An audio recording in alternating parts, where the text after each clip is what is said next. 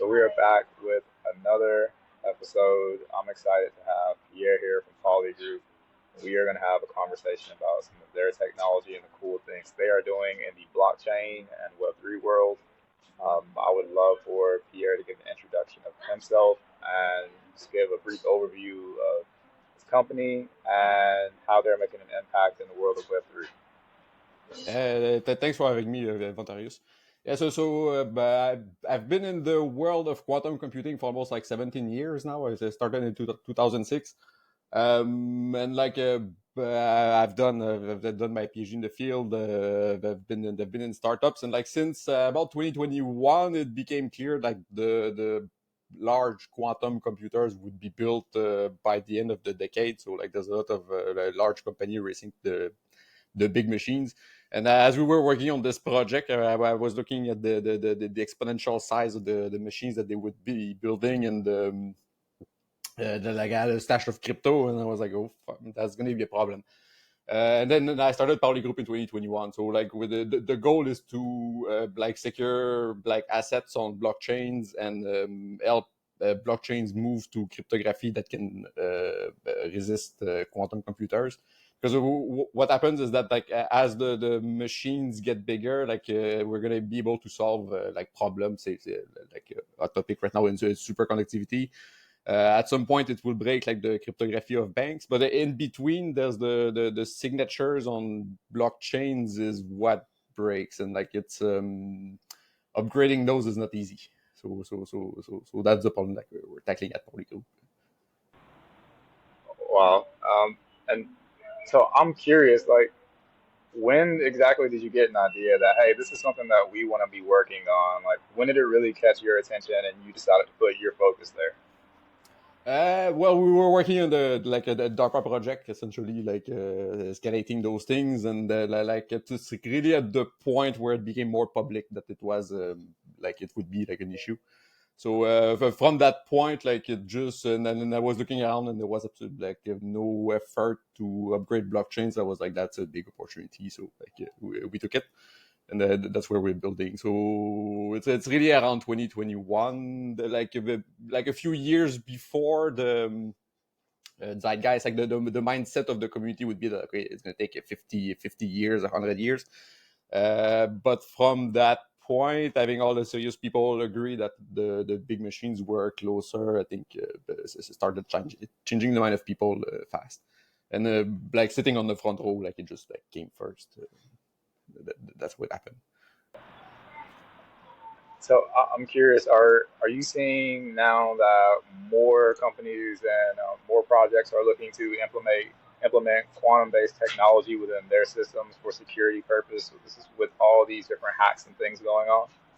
Yeah, so large corporations are still like have already teams working on the transition to like higher security, like because of quantum computers. So like banks are starting, telecom companies are starting. So say the internal communication at Google are already quantum resistant. Cloudflare already upgraded. So like there's the whole like ecosystem of companies all upgrading, and blockchains are more difficult to move. So yeah, like in governments also, like governments are already upgrading their infrastructures. And the main problem with blockchains is that, like for all the private infrastructure, there's some security already around the keys, and like it's already centrally managed. For blockchains, the difficulty is that it's decentralized. Since it's decentralized, like everyone has to agree on the new path, and this has to happen before there's an upgrade and before people start upgrading. So it's a multi-year process, and it cannot start when quantum computers start breaking key, because then there's just going to be panic, like Mhm. less So rational behavior. it's really about being ahead of the curve with this technology, and with governments looking to roll out their own CBDCs. Are you saying that at the government level, because they move slow generally, Yeah. they're a little late on trends or on things like this. Um, are you seeing an opportunity there as far as working with different countries and establishments to building quantum infrastructures for them to create a scalable system of security for them? There are opportunities for sure, and like the CBDCs, from what we're seeing, they're all built quantum resistant from the start. So like it's a like the teams inside those organizations are fully aware of like the quantum problem for blockchains, and all those technologies are built quantum resistant. Just because like if it has to last more than 10 years, at this point, it's necessary to do it. But yeah, so if every country is rolling CBDCs, and even like the new crypto project, that's how they should start now. Because even if they start with simpler cryptography, having every user upgrade their key is would be an expensive task for like most distributed ledgers. So like for new projects starting now, they should build from quantum resistant methods from the start. That's so. What is that like for you? Like working on a company focused on quantum? Because a lot of people don't understand the technology. Yeah, and it's largely so at the technical level, the like the solutions are well understood. It's really the main problem right now is it's more of a coordination problem. So like it's a very advanced tech, and we have to communicate that it's a problem. And there's also like a lot of skepticism just from the previous news cycles, like on quantum computing. Like it's still very noisy. And the double problem also is the exact like way that the big quantum computers will operate is very different from like what people have the intuition. So communicating these intuitions to people without using too much technical jargon like is a challenge. And for decentralized system, it's like it's even worse because like most of the people have to be aware before like it starts moving. So like it's the communication task is actually gigantic. Yeah. We're seeing some progress. So last year when we started, there was almost no discussions about the topic.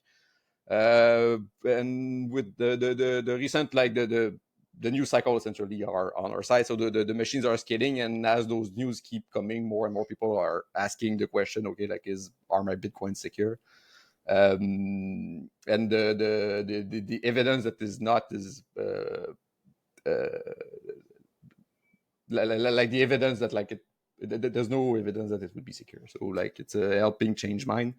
But there's still like millions of users, so like that's a lot of people that have to be informed about it.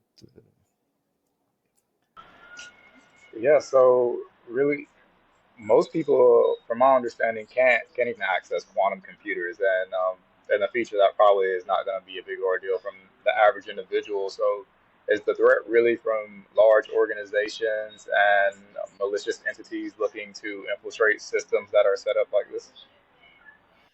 The exact like who will do it first is difficult to predict. That's the thing because like it's a first like it's a race between countries. So like there's like different countries funding it with a lot of public money like on large projects, and then there's also at this point it's tens if not like like 100 like hardware companies also scaling large machines. So there's competition both at state level and at commercial level. So as it's just bound to happen as soon as there's some machine somewhere for some reason that people start cracking keys. It could just be even like a public demonstration, not on blockchains. From that moment, the trust in the integrity of blockchains can erode fast, even if no actual attack happens. So like the real threat is more like a trust issue. Like if it was known that some organization could, if they want, break Bitcoin, then the whole rationale that like you have a cryptography that protects your fund just melts away. So like from that point, it becomes difficult to claim that those like ledgers are like it becomes difficult to certify the integrity of those ledgers like from that point. Yeah, Nice. it's a So, it's a tricky problem. It's a tricky problem. yeah, yeah, that's so intriguing. I would like to know. So, can you kind of break down for the audience, like when we're talking about protection against quantum computing and large malicious entities that are looking to infiltrate um, and hack into blockchain systems and and other forms of security that may be in place. What does that even look like? So on the back end, what is your system doing exactly? Yeah, so like the part which is not secure, like there's really two big cryptographic blocks on Bitcoin. There's the hashing, so like proof of work, and that part is safe. So but at least for decades. So like we don't need to worry about that now. Further in the future, it's the part where you sign transaction. So like your wallet is a private key, and like for Bitcoin, when you post a transaction, at some point you have to share your public key, and normally going from the public key back to the private key is extremely difficult with a normal computer. With a quantum computer, it will take hours at the beginning, and like within like somewhere in the 2030s, it will go down to minutes or seconds. And it's really the signature part which is at risk. So the you may see it in like the technical documentation of Bitcoin, like it's called like elliptic curve. So like it's a mathematical construction which works well in, which is easy in one way but difficult in the other. That particular problem is extremely easy for quantum computers. It's one of the easiest ones. There's other cryptography, like public key cryptography, like RSA, so like prime factoring, which is easy with quantum computers. But there's other methods which have been developed like in the past 25 years, like lattice cryptography. So it's another mathematical problem for which we know by construction that it would be extremely difficult even with a quantum computer. There's a bit of trade-off, like it uses like the keys are bigger and like it uses a bit more time to do the calculations to verify the signatures. But there are known methods. So like it's really the crypto, say, of the 70s to 90s, which is at risk for the signatures, not the hashing. Um, and for say companies, often like the management of those keys will be done centrally, but for blockchains, often like the public keys end up in the like say for organization, they're worried about like store now, decrypt later. So like just agencies collecting all the data and like eventually decrypting it like in 10 years.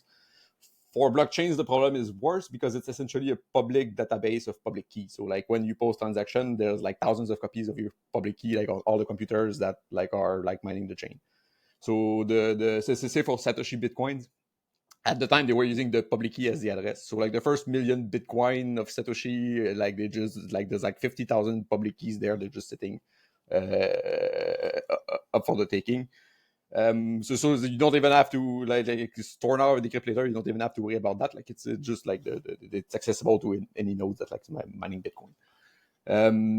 So it's and also the issue is that say you're just sitting on your private key and like you wait for an update and it doesn't come, and then like quantum computers are there.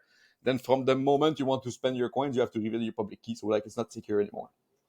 And also you even if you roll an update to users, like their address is derived from a key. So the as long as it's there, they like it's not secure. So they have to individually take their assets, their funds, and move it to an address which is derived from a quantum resistant key.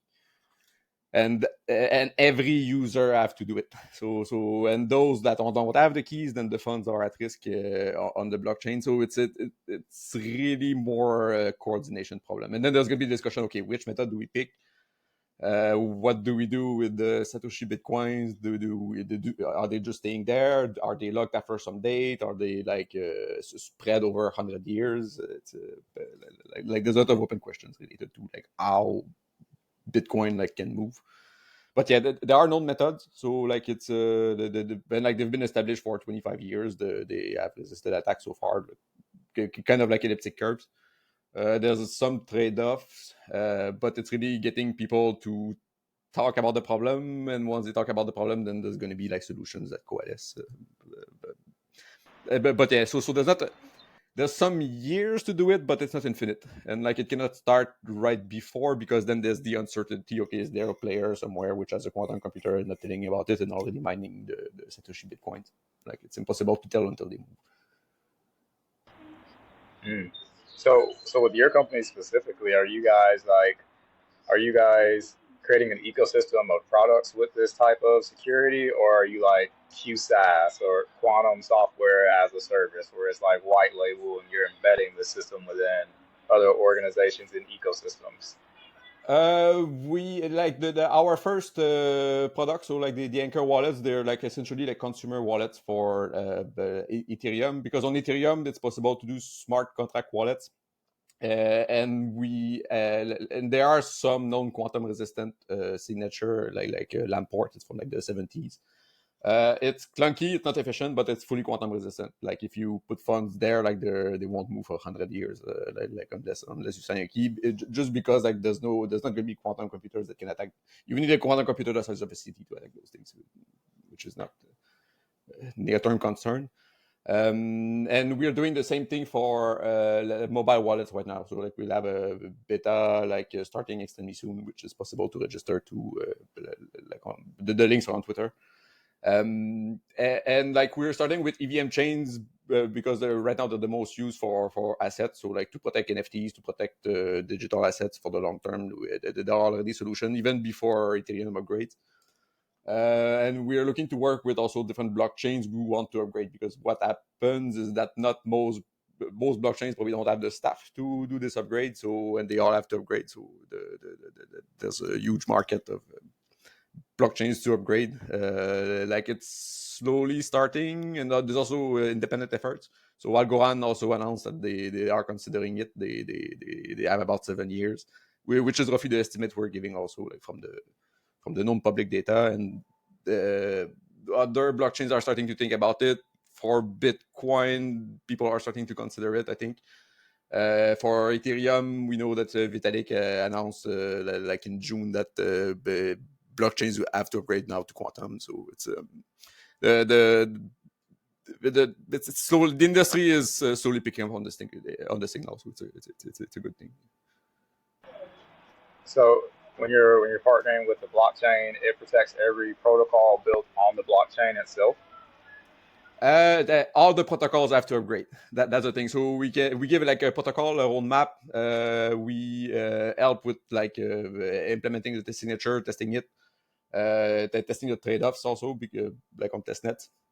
And from there, once it's deployed, then you can start upgrading the protocols.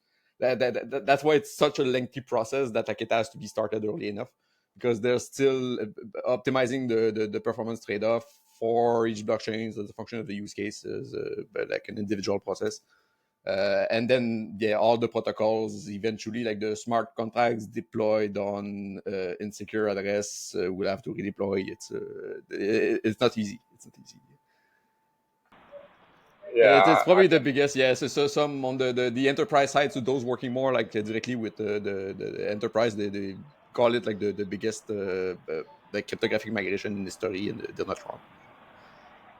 Well, yeah, I can't even imagine how complicated that process is. So, um, I'm interested in knowing, um, upon doing this, like, are you feeling like this is something that any blockchain could have implemented, or are there certain blockchains that aren't capable of having this type of technology embedded within it? It should work with most, because like the more resistant signatures still kind of work the same way. Like there's some technical details, but roughly they perform the same function. So at the base protocol level, like the most blockchains would operate the same way. But for the transition itself, there has to be a mechanism implemented such that users are able to switch, and also the new signatures have to be recognized by the miners. So uh, so most should be able to upgrade. The most decentralized have the most work to do also at the community level to communicate the problem, like before there's panic, then getting some consensus on the path forward, and then upgrading. It's really like I think the biggest roadblock, like the strength of blockchain being decentralized, is the biggest roadblock at upgrading. It's kind of the issue there. It's doable. It's doable, but like they cannot start like when it's imminent, because at that point it will be too late. So on the way to building all of this and getting from point A to point B, I know the jargon itself is one of the biggest factors. Getting people to understand the technology and then explaining it in a way where it really resonates with them. Like, hey, this is the problem that we know you have, and this technology, even though it's new in a sense to you maybe, or the explanation of it is kind of over the head. This is what you need. Is that what you feel is the biggest block for you and your company as far as implementation, or has there been other things that have come up where you've had to pivot in order to get the type of results that you want and the clients that you're looking for? Yeah, so right now it's easier with the technical crowds that work with the like that understand the jargon and like are familiar with the new methods. For the teams which are not, it's still an open problem. Like how to communicate this without getting in the technical, ideally almost not using the word quantum. So it's still an open problem. Like how to like I come really from the extremely technical side of quantum computing, and it's yeah, like explaining it in terms which is intuitive to most people is on stuff which is quantum. Like it's a tough problem. Yeah, man, I understand that. It's still even like that for Web3 with a lot of people. Even saying the word Web3 goes over most people's head because they don't understand it.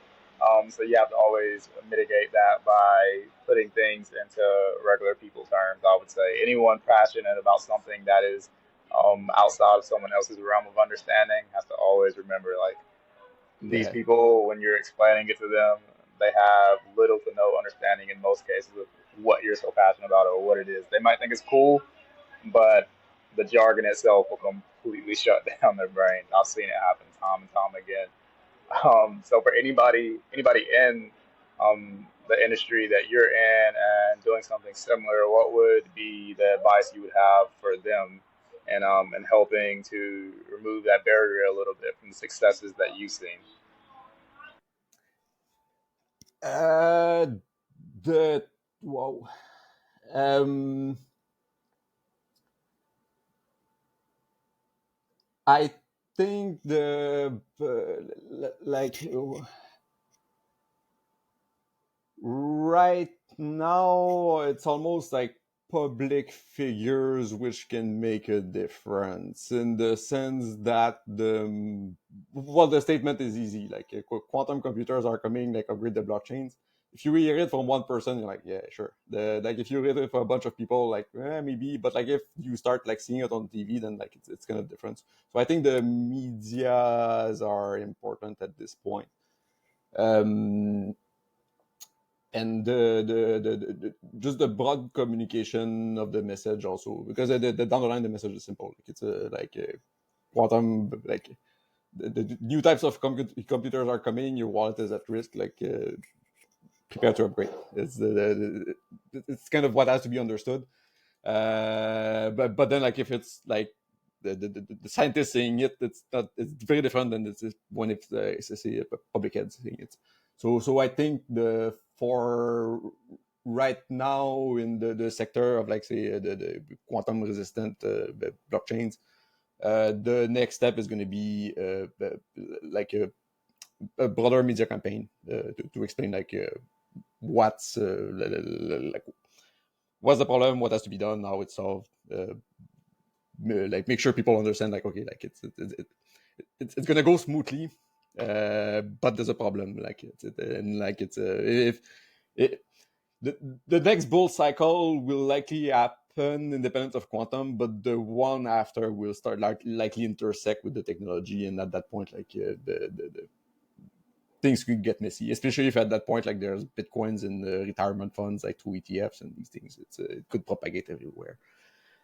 um, Yeah, and people see the risk. If you read the SEC filing of BlackRock, Fidelity, like the first risk in the first paragraph is always quantum computing. Got it. Got it. Awesome. Those things, yeah, they Well, did their homework and they see it. that's interesting. Um, and that was really my last question, and that's going to kind of close it out for us. I would ask you though, before we do close out, is there anything that you would like to leave for the audience, or you would want them to know? Like, where can you find Pauli Group and learn more about your company and get in contact with you all if interested? Yeah, so Pauli.group is our website. On anchorwallet.ca. We have the web wallet, and our Twitter, I guess, is the best place to follow us. Like we post like the most recent update first about quantum computing, and also that if you want to like we're doing an open source mobile wallet for Ethereum, which is going to be quantum resistant. We're doing the beta soon. The coming weeks. It's going to be on a test net, so we're looking for the tech savvy people who want to try it and tell us like what they think. And yeah, happy to have had the Nice. conversation with Darius. Nice. Well, that does it for us. Thank you for joining in. This is the Art of the Fireside Chat. We have great conversations with great people doing really innovative and cool things. And we got Pierre here from Pauli Group. Thank you once again for joining in. This was an excellent conversation, man. I really appreciate it. Thanks a lot, Darius. All right, we're going to close it out there. Talk to you, everyone.